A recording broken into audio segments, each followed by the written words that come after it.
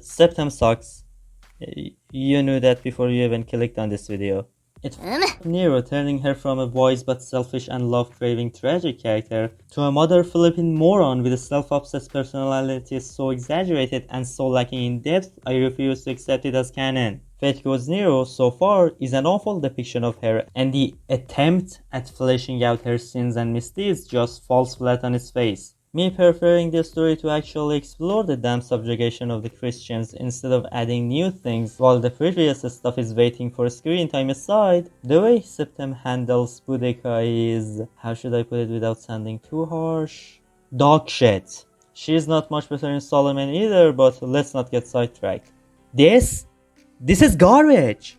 Boudica loves reminding people how much she hates Nero and Romans, but for some reason she hates everyone more than Nero, it seems. Why the hell don't you f*** already? It's not like Nero would be against it. Boudica hates other Romans more, whom to her shouldn't be any different than Nero. Like the entire enemy Roman servants, despite Nero being the emperor at the time of her uprising. Like, what? Bitch, you don't even know the hot half-naked alien thingy. Why the hell do you hate her more than the menace of your life? This is the person in charge of Rome when they flogged you and... Did you know what to your daughters? What's Ultra's crime? Being hotter than you? Boudica is also a horrendous case of Fate Go forgetting everything about actual representation of the character or using said character from history and mythology respectfully, and just makes her a generic victim character. And her sometimes saying, yeah, I did some shit too, sorry, doesn't make the general approach okay. As far as we know, she was burning down an entire city and murdering its people by the thousands a few months ago. What the hell changed her mind about Romans so suddenly? When will Fate Go understand you can't have certain characters ever get along with each other or be on the same side? Seeing Boudica fighting alongside Romans is the same as seeing Spartacus and Romans fighting alongside each other. Do you see how dumb that sounds? Oh wait, fuck. For some reason, Fate Go has made a habit of whitewashing the backstory and character of many servants. Wait until I get to you, Camelot. But Boudica's case is an especially rage-inducing one for me, since it's a piece for addition to my cute girl's story as well, alongside being a horrendous misstep at using a historical character for your story. Just because you can do whatever doesn't mean you should just do whatever you want. Seriously, freaking Last Encore's opening explored Nero's sins better than the entire sections Nero was in Fate Go, including the Temple of Time. Why does my cute girl always get the short end of the stick? The trend of random servants just being there is still well in effect, so I'll shut about why these are here. The portrayal of the Roman antagonists is extremely shallow as well. T-posing is the most notable personality trait of Romulus. Caligula's simping for Nero is all there is to him. Caesar's dialogues are interesting though, and I don't have much against him being fat. But I have a lot against him not having jack shit screen time anywhere. Like, what the hell? You make one good character in this singularity, and then you just don't use him. What the hell? Also, Lev has a fake out death here.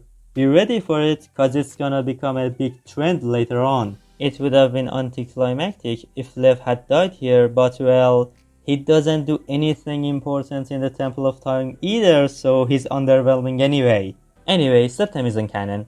It never happened. You can't convince me otherwise. It was just a prank, just a fanfiction. It's a big contender for the worst Fate story ever. F tier. Right off the bat, Drake in this singularity is awesome.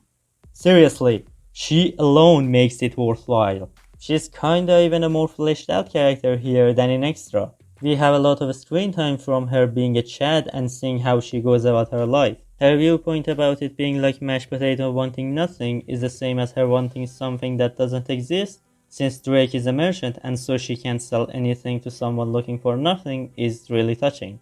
It gets across the point very well that mashed potato can't keep living an empty life. Showing how Drake goes about her life and refraining from cartoonishly demonizing her, but instead treating her with respect is also something I appreciate. Her relationship with her crew is also neat. It's not too deep or a fantastically explored topic or anything, but it gets across the point and shows what kind of people Drake spends his life with and cares about.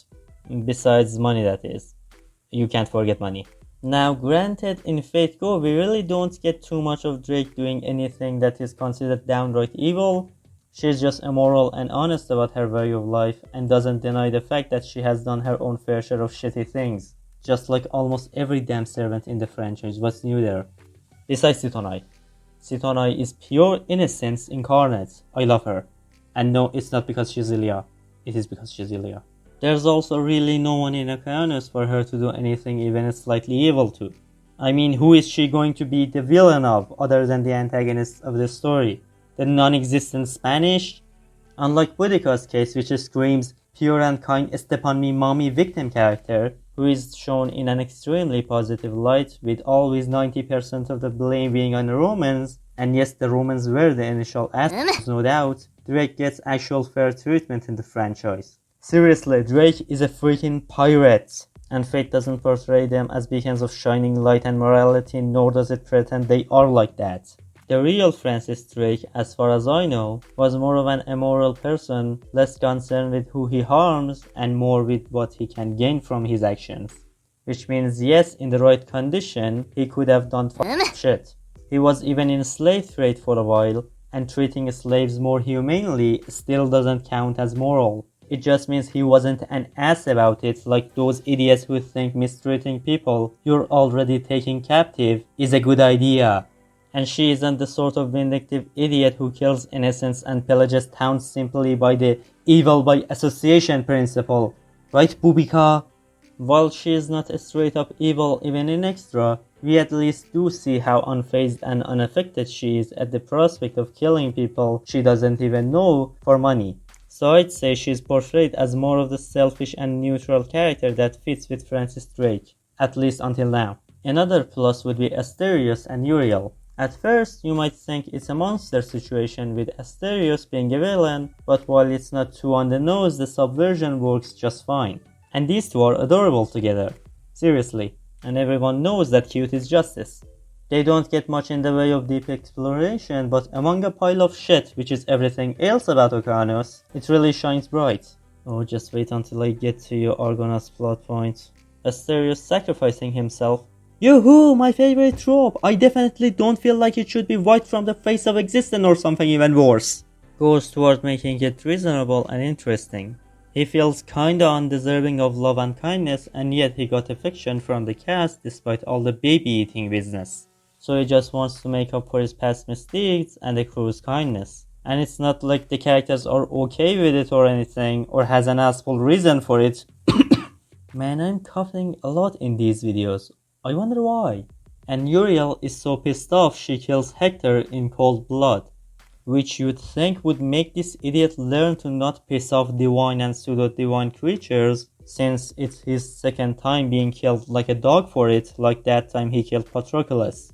You remember that time, right, Hector? And Uriel is so pissed off she kills Hector in cold blood, without any garbage and stupid sentimental cliches revenge parts of stories usually get. So overall, I'm willing to be lenient about this plot point. I'm not gonna be lenient about anything else though.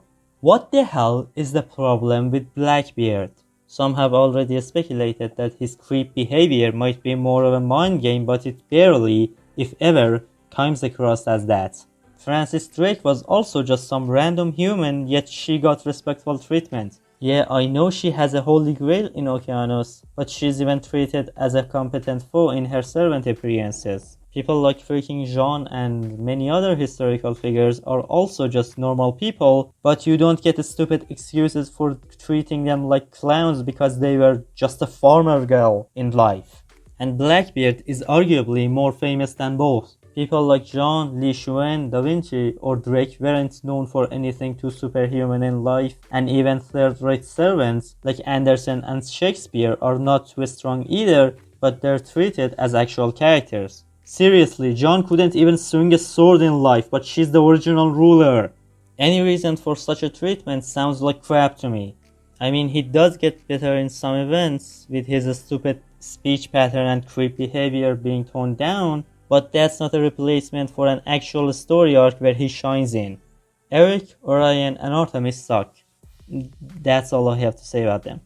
Jason is set to become an actual character later on instead of whatever the this caricature is supposed to be, which remains to be seen. But good character, my ass. He threw the hottest cat girl into the ocean because she refused to go along with his bullshit. This jackass doesn't value anyone or anything, be it his damn wife or friends. And his friendship with Heracles is barely even there, with him disrespecting him 9 times out of 10, and Heracles actively trying to sabotage his plan by killing Uriel. And this guy practically wants to do child sacrifice to achieve his goal. And no, I don't care that she's technically X big number years old. Jackass, didn't you learn from your hot wife whom you threw away at the drop of a hat that child sacrifice isn't okay?